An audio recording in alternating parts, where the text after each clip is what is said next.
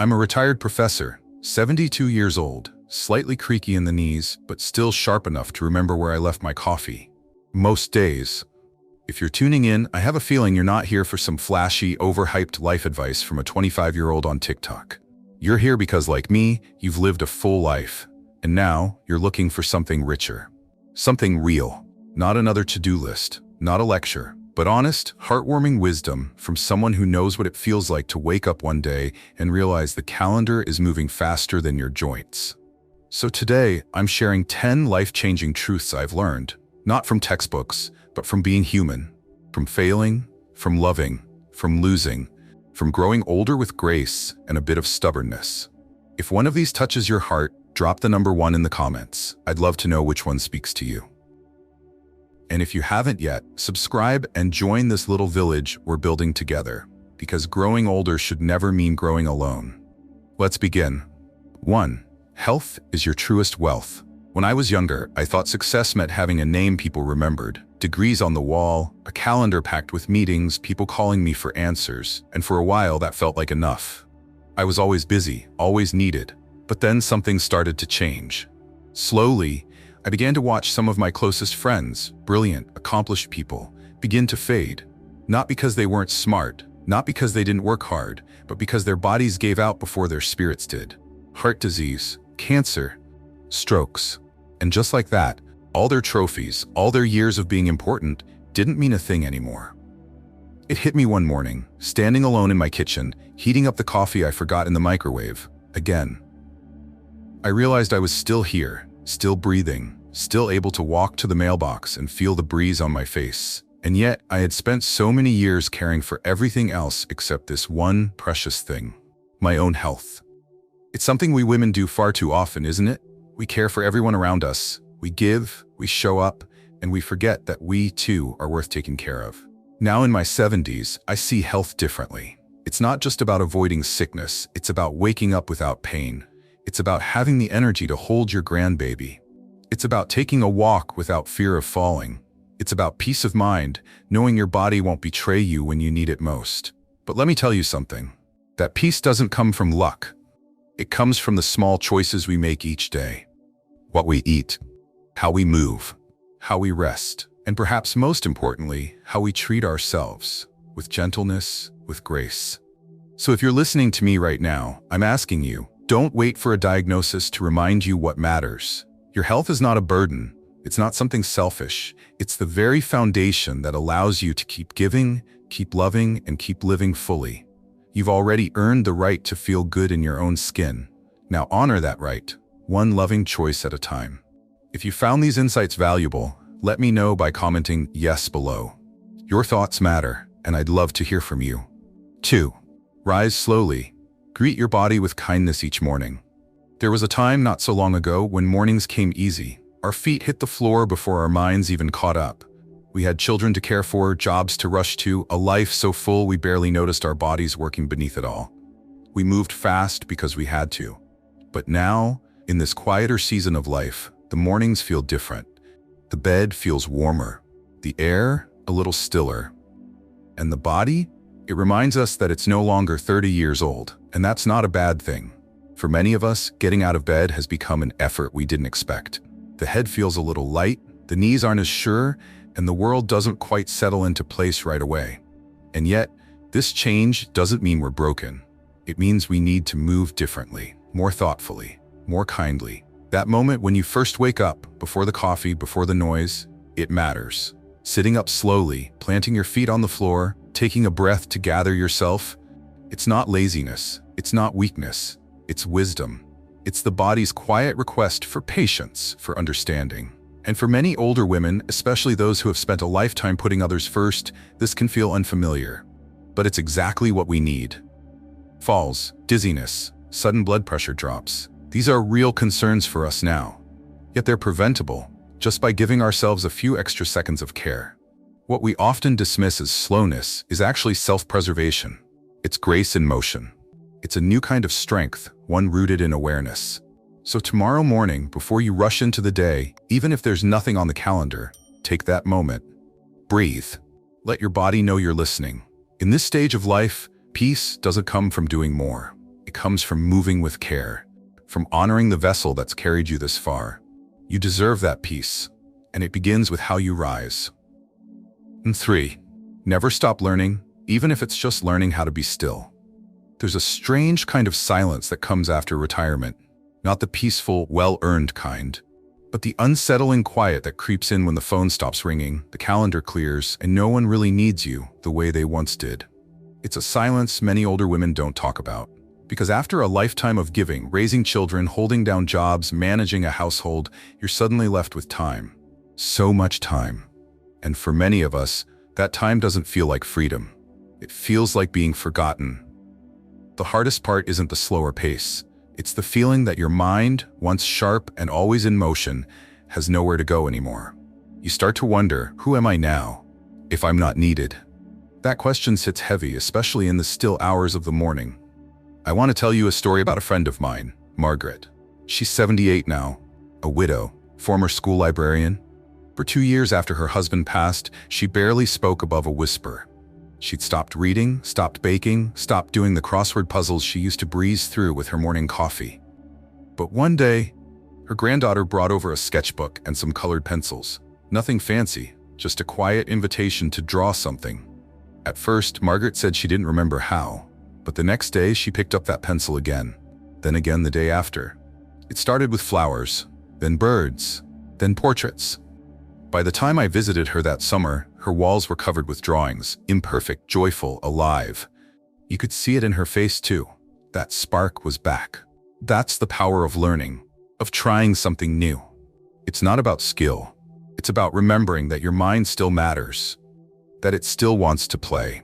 Whether it's learning how to send an email, planting tomatoes from seed, or yes, even doodling on a napkin, what matters is that you stay curious, that you remind yourself gently and often that it's never too late to feel alive again. If you found these insights valuable, let me know by commenting yes below. Your thoughts matter, and I'd love to hear from you. It's okay to feel lost sometimes. There's a quiet ache that visits many of us in the still hours of the morning.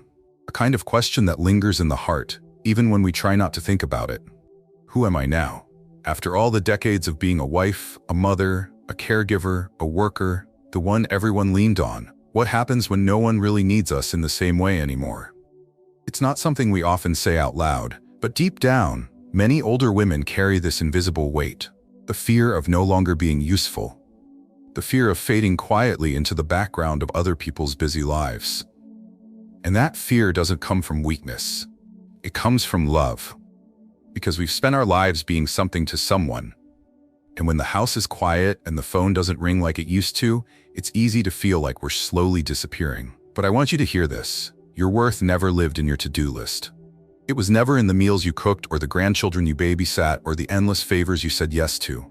Your value isn't in what you do. It's in who you are. Just your presence, your story, your memory, your way of gently listening when no one else does. That is your gift. You know, there's a fun fact I read not long ago. The average human heart beats over 2.5 billion times in a lifetime. That's 2.5 billion quiet reminders that your life is still here, still meaningful, still needed, even if no one says it out loud, even in the silence. So the next time you feel like you've become invisible, remember this. What you carry in your heart, in your wisdom, in your quiet strength, it matters. Just because the world moves faster now doesn't mean you've been left behind. It just means the world has more to learn from your stillness. Number 5, forgive, but especially yourself. As we get older, the memories don't just come from photo albums or birthdays. We carry them in our hearts. And some of them weigh heavier than others. We remember the moments we wish we could take back. The harsh words spoken in frustration. The silence we gave when we should have reached out. The decisions we made with the best intentions that still ended up hurting someone. These memories linger in the quiet, especially at night, when the world slows down and we're left alone with our thoughts. For many older women, guilt becomes a quiet companion. We blame ourselves for not being better mothers, better daughters, better wives. We hold ourselves accountable for things far beyond our control. But guilt, when it's held too long, doesn't teach us anything new. It doesn't heal, it drains. It steals peace from our present and keeps us living in the shadows of our past. I remember a woman named Ethel, from a local community group I used to attend. She was 81 and carried decades of regret over her estranged son. She used to say she didn't deserve peace. But one day after sharing her story, another woman gently asked her, "If your granddaughter made that same mistake, would you still love her?" Ethel nodded through tears. That question unlocked something. Slowly, she began to soften toward herself. Not erase the past, but stop letting it define her worth. Forgiveness isn't about forgetting or excusing. It's about releasing ourselves from the grip of pain. And perhaps the hardest person to forgive is the one looking back at us in the mirror. But we must. Because we are more than our mistakes. We are the love we gave, the comfort we offered, the quiet strength we showed through every storm. Aging doesn't require perfection. It requires grace. So if you're holding on to guilt, I hope you remember this. You are allowed to lay it down. You are allowed to be free. Not because you've done everything right, but because you are still here, still trying, still growing. And that is more than enough. If you found these insights valuable, let me know by commenting yes below. Your thoughts matter, and I'd love to hear from you. 6. Stay connected. Even if it feels awkward, loneliness doesn't always arrive with a grand announcement. It sneaks in slowly, almost politely. It starts with a quiet house, a week that goes by without a visit, a birthday that only gets a message instead of a call. And before you know it, you're sitting by the window watching the world move on without you, wondering when exactly it got so quiet. For many older women, this kind of loneliness isn't loud. It's heavy. It's the ache of not being needed in the same way, the emptiness of a calendar without plans, the silence after losing someone you used to share your days with. What people don't always understand is that aging isn't just about physical changes. It's about emotional ones too. And nothing cuts deeper than the feeling that you've become invisible. We don't talk about it enough. That slow fading of social connection. The fear that if we don't reach out, maybe no one will. And sometimes, even when we're surrounded by others, we still feel painfully alone. Because it's not just about being near people, it's about being truly seen. I once knew a woman named Clara who lived 3 doors down. After her husband passed, she spent months barely leaving her porch. But then she started writing little notes, just a few kind words, and dropping them into the neighbors' mailboxes. Slowly, those notes became conversations, then friendships. Now, every Friday, her porch is full of laughter and teacups. All because she dared to reach out, even in her sadness. The truth is, connection is a kind of medicine. It doesn't come in bottles, but it heals in ways we desperately need. So if the walls have started to feel too quiet, if your heart feels like it's been holding its breath, pick up the phone. Write a card. Wave to someone walking by. You don't need a reason to say hello. You just need the courage to remember that you still matter. And someone out there needs to be reminded that they matter too. 7. Let go of things, not memories. There comes a point in our lives when the things we've held onto for decades begin to take up more space than they should. Not just in our homes, but in our hearts. A cabinet full of dishes that haven't been touched in years, drawers packed with old letters, clothes that belong to people who are no longer here. These objects, once precious, start to feel like quiet burdens. And yet, parting with them isn't easy.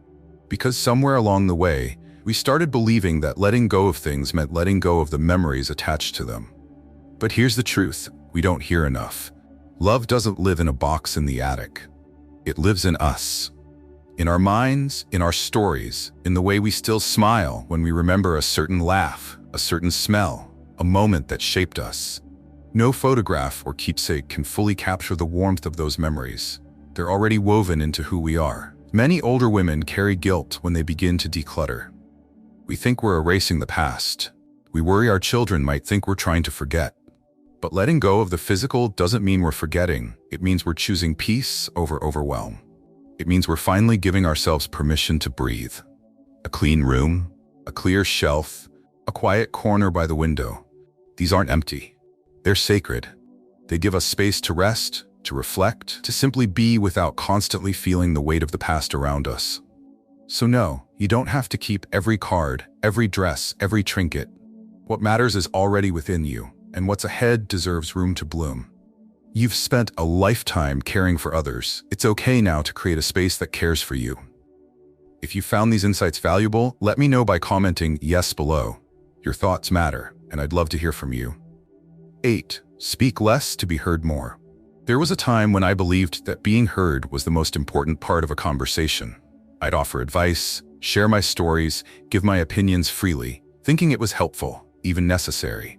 But as the years passed, I began to notice something. The more I talked, the more distant some of my loved ones became. Not out of disrespect, but because sometimes people aren't looking for answers. They're just looking to be understood. It took me years and some painful moments of silence to realize that presence, not words, is often the greatest comfort we can offer, especially with our children and grandchildren. They live in a world so fast, so loud, that sometimes they just want someone who isn't trying to fix them or correct them. They want to be met with quiet patience, a listening heart.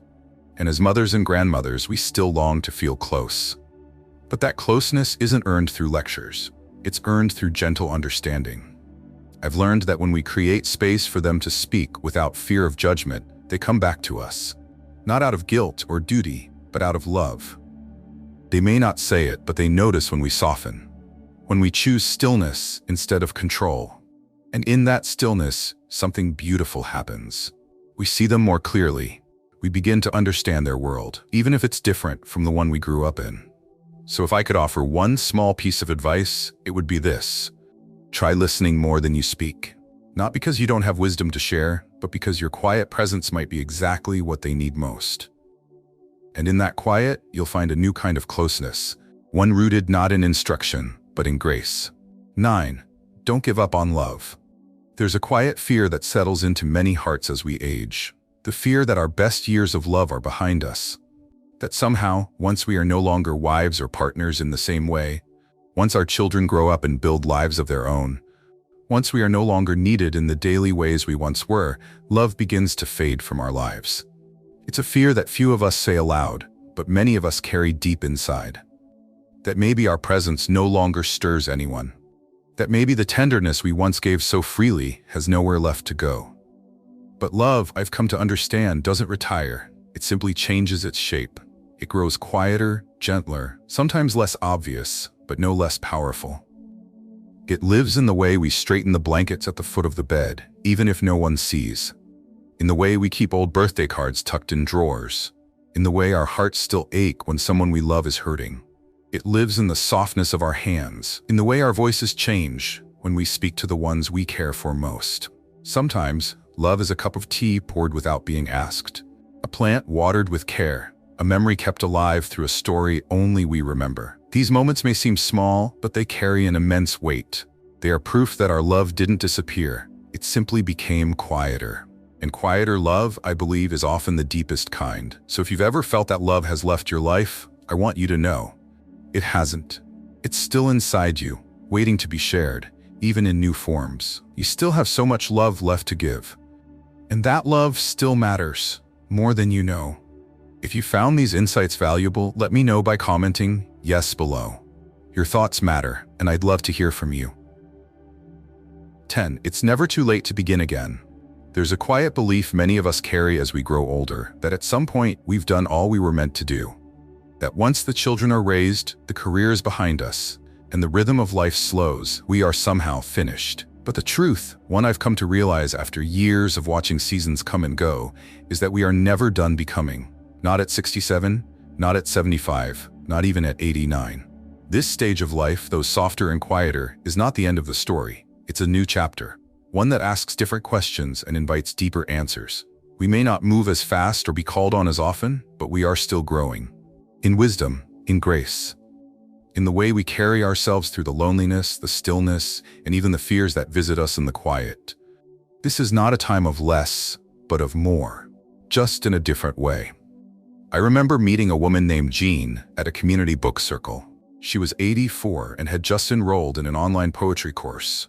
When someone asked her why, she simply said, "Because I never gave myself the chance to be a poet before." And that's what aging offers us, isn't it? A chance to become what we never had time to be. Did you know that a Harvard study found older adults who continue to pursue learning and creative expression report higher levels of life satisfaction and even better memory function? The mind doesn't crave rest as much as it craves meaning. We just need to give it something new to explore. Whether it's painting, journaling, learning a new skill, or even just sitting in reflection with someone who truly listens. Here's a fun fact. The brain continues to create new neural connections well into our 90s. That means even now, you are still evolving, still capable of change, insight, even joy. So don't believe the lie that says your time has passed. It hasn't. This chapter you're living right now, it may be quieter, but it is richer, fuller, more sacred than you realize. You are still becoming, and that in itself is something beautiful. If any part of today's message spoke to your heart, even just a little, I'd love to hear about it. Drop the number of the advice that touched you most in the comments. I read every single one. I truly do. It brings me a kind of quiet joy, knowing we're walking this road together, even from across the miles. And if you'd like more reflections like this from someone who's not trying to impress you, just sit beside you, don't forget to like this video and subscribe. You'll always have a place here. We're not here to chase youth or race against time. That season has passed. Now we're here to honor time, to sit with it, to reflect, to laugh at it a little, and to use it wisely on things that bring peace, meaning, and maybe even a second bloom. This life we're living right now, it's still rich, still deep, still full of firsts, even in the later chapters. So let's keep turning the page together. I'm so grateful you were here with me today. Until next time, take gentle care of yourself. You're not done growing yet, and neither am I.